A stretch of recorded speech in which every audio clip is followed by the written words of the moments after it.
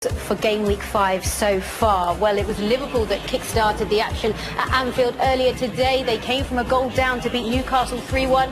As for Brighton and Burnley, the points and goals shared in that one. Manchester United against Leicester. Many people wrote Man United off in this one, but they managed to take all 3 points at Old Trafford. Big win for them. As for Sheffield United against Southampton, great goal from Gineppo in that one to leave Southampton with 3 points. Tottenham against Palace. They fired 4 past Crystal Palace. Wolves against Chelsea. We loved watching this one. A Tammy Abraham hat-trick. Chelsea a win there at Molineux, and the big shock of the day was at Carrow Road. By any means, Manchester City losing out to newly promoted Norwich City. Well, let's see how the teams stand in the Premier League table. Well, Liverpool are top, and now they are 5 points clear of Manchester City. There is a more familiar look to the top of the table as well, with Tottenham and Manchester United occupying 3rd and 4th. Leicester City dropped down to 5th. Chelsea started the day in 11th. They are now up to 6th in the table. And as for Arsenal, Everton and West Ham, they are all in action tomorrow. As for the bottom half, well, at the bottom, it's Watford and Wolves. Still, those 2 teams are yet to win a game this campaign. Certainly was more than just 3 points for those boys. And seeing as we've heard from them, let's take a look at their goal, shall we? Because it was McLean that put the team 1-0 up.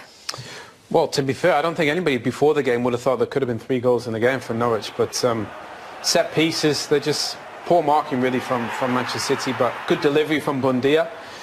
And Tim, there's it's that zonal marking, isn't it? Where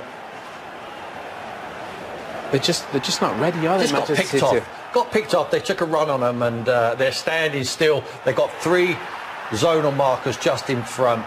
And their job is to block the runs and make sure they don't get a clear run on the second line of zonal markers. And they didn't do that. They let McLean get through. He gets a run and a jump on a standing start from, I think it was Carl Walker was the nearest person there.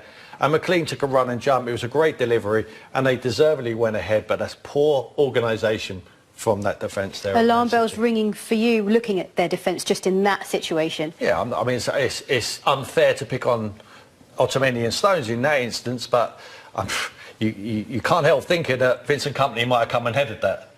You know, there's no one dominant there anymore, is there? They're all waiting for each other. You know, there's no organisation. But I think that had to be done by the coaching staff. I think that's poor organisation. You've got the 3 of the littlest guys on the pitch. You've got Bernardo Silva, you've got David Silva, and you've got Raheem Sterling was the post, wasn't he? They're the blockers. Yeah. But it don't matter what size you are to block. You have to get across your runner and make sure he don't get a clear run. They allowed McLean to come through.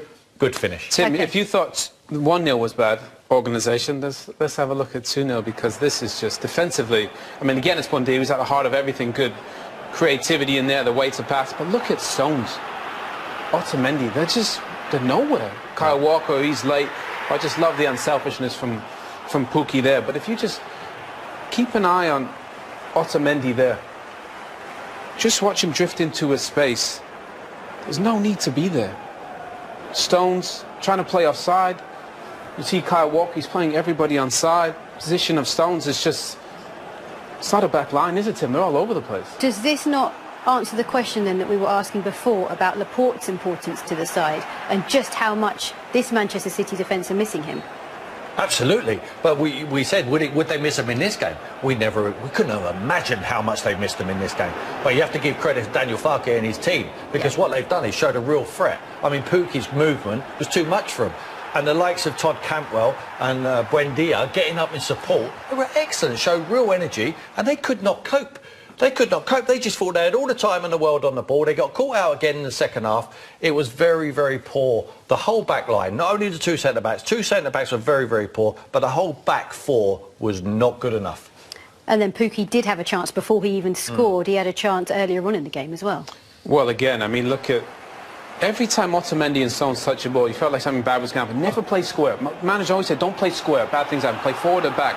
Otamendi plays square. Stones, no idea what he's doing. Pukki, normally, if he comes back inside, I think he scores. But, you know, the 2 centre-backs, at all times, they just look nervous, didn't they, Tim? Yeah, what was he doing? What were they doing? I just have no idea. And John Stones, I know he's just come back from injury, but he looks like he's pulling a caravan there. He's just got no recovery pace. Cannot get back in. They look so uncomfortable.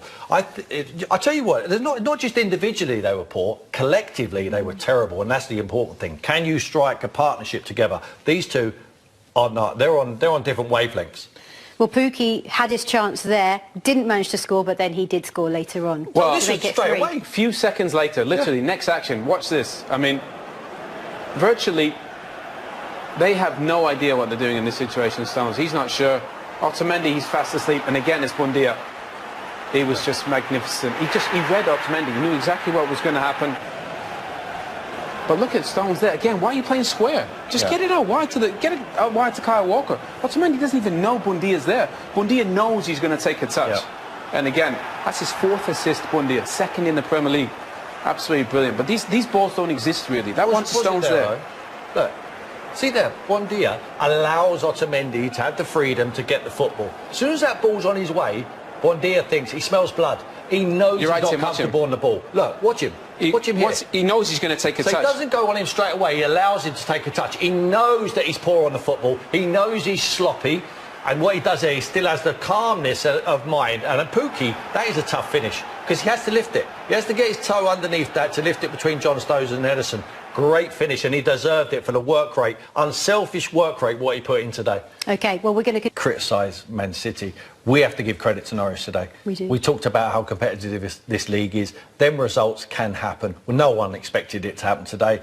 We thought they were unbeatable, and it just shows you that they're not. And it's a warning to Liverpool that can happen to them as well. It really can, and he will be absolutely so gutted about today, as we've just seen in that interview. But you know what? He didn't throw his players under the bus. I think he said that he loves them. They've been brilliant for him. Yeah. But today, I think he'll know exactly where to put the blame. He didn't do it. He didn't say in the interview. Stones and Otamendi, they really, really struggled, and they'll have to find a solution. Whether it's Fernandinho or Rodrigo or Kyle Walker plays in there, that didn't work today. Stones and Otamendi. I'd be surprised if we saw them play together in the future. Okay. One of the best teams in the world in our situation with so many injury problems, and Carol was buzzing today, and we are allowed to celebrate. It's a win really for the key people in our club, for our owners, for Delia and Michael, who lead the club with so much emotion, so much passion, and we can't ask for better owners, and this win is for them. It's a terrific atmosphere here. You called for that in the match programme, didn't you? You wanted the fans to respond, and I think you probably wanted your team to answer a few questions defensively today. Defended very deep, very narrow, great game plan. Yes, it was a complicated week because, of course, you have to have a really good plan against Man City. It's the best team in the world, or one of the best teams in the world, and of course you have to be special in your plan. But it was also a tricky week because we had so many setbacks in recent days, and we also had to work a bit on the support and self-confidence of the players and the belief that we are capable to gain some points today. And so it was an unbelievably complicated week, if I'm honest. But the lads deserve the spotlight today. They were brilliant. What individual performances you have within that team? Amadou playing centre back. Byron, exceptional. Buendia, exceptional. Yes, debut for Amadou today in a position he's normally not playing. He's a holding midfielder, but he had to play because we had no other defenders. So also debut for Sam Byron, top class performance. Debut for Alex Tete, first game since I think 8 or 9 months within the squad. So I just can praise my lads today because we had to handle so many odds today and so many setbacks, and for that, my feeling is they deserve to celebrate today. And you have an exceptional goal scorer up front who got your winning goal on a wonderful period of form. Yes, definitely. Timo was brilliant, but not only because of his goals, also because of his workload, because of his ability to link the play, and his character is outstanding. Yeah, for example, the second goal, he was there with a brilliant assist. So many strikers in this situation are selfish and try to score by themselves, but Timo is always thinking about the team, and for that, he deserves all the praise, and he can handle it. No problem. So if I was to say to you, Daniel, look, change your game plan now, win every game 1-0, or draw games and stay in the Premier League playing in a more defensive style, or play like the way you're playing, entertaining. So what would you say to me? We won't win each and every game if we just try to defend, because our team, our our whole squad is there for attacking football, and in our philosophy you just can't press the button and say, okay, right from now on we park the bus. So we are not competitive. When I have to defend with all these guys, with Timo Pukki, with Emi Buendia, with our midfield players and their technical players, so if they just have to defend in their own box, we're not capable to win each every game. For that we have to go with what we've got. We have to go with what we're believing, and our belief is that we want to be on the front foot. Today it was difficult because Man City is so much quality, and with so many problems today, it was not possible today to dominate the ball in each every moment. But yeah, we had a special plan, and this worked out quite well. Well, he mentioned there that his players, of course, were the stars of today's show. Lots of individual players to look at, but Buendia was outstanding. I thought he was by far the best player on the pitch. He actually looked like a Manchester City player, the way he played. Little number 10 there. He was magnificent. Everything he did. He's physically not the biggest, but he uses his body well. His way to pass was perfect. He was creative. How about that for Rodrigo? Absolutely leaves him in the dust. The way to pass is there. Perfect. Pukki's in. Everything he did, he was the one, and the confidence there in possession, bodies around him, his awareness.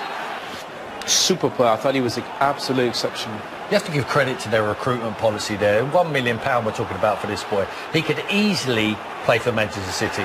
The quality is what he has, because it's not only in possession, out of possession as well. We saw him with the closing down for the third goal, where he can sense danger. And here, look at him closing down. He just reads it. It's not a gamble. He knows full well that it's Otamendi. He knows he struggles in possession, and he reads it. He's a clever footballer. Handles the ball very well in the tight.